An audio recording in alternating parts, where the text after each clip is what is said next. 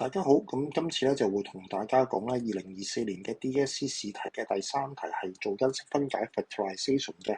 咁 Part A 咧，其實我哋就需要用十字雙乘法 cos method。咁有啲同學咧可能會覺得有啲困難嘅，咁所以咧我哋咧就暫時可以跳咗 Part A 先，然之後睇下 Part B 咧有咩提示咧可以俾到我哋。咁咧我哋抄一抄個題目。咁咧，你見到 Part B 咧有一部分咧，其實同 Part A 咧係一樣嘅。咁呢部分咧，我哋就等一等，然之後咧就做咗另一部分，就 4R 減 14S。咁呢度咧，其實咧我哋就可以抽個2出嚟啦，咁得到2乘2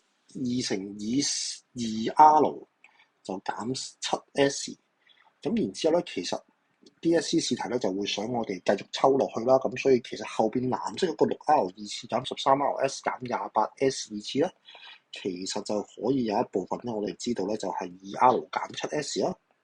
咁另一部分嘅因式係乜嘢咧？就會係2乘 3R 咧，其實就會係 6R 二次。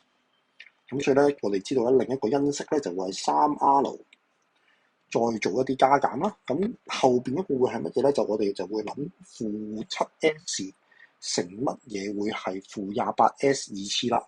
咁應該咧就會諗到咧4、7、28啦，咁所以加 4S。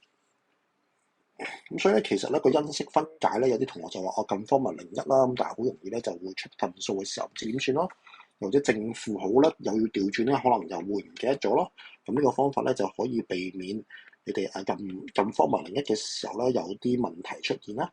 咁而家我哋咧就知道 Part A 嘅答案咧，其實就 2R 減 7S 括號再乘翻咧括號 3R 加 4S 啦。咁跟住咧，我哋可以做埋個 Part B 佢啦。大家會見到咧，而家 2R 減 7S 咧，其實就兩個項咧都有 2R 減 7S 啦。我哋可以將佢抽出去前面，然之後咧開一個括號，後邊咧係2加 3R 再加 4S 啊。咁呢條咧題目就咁樣做完啦。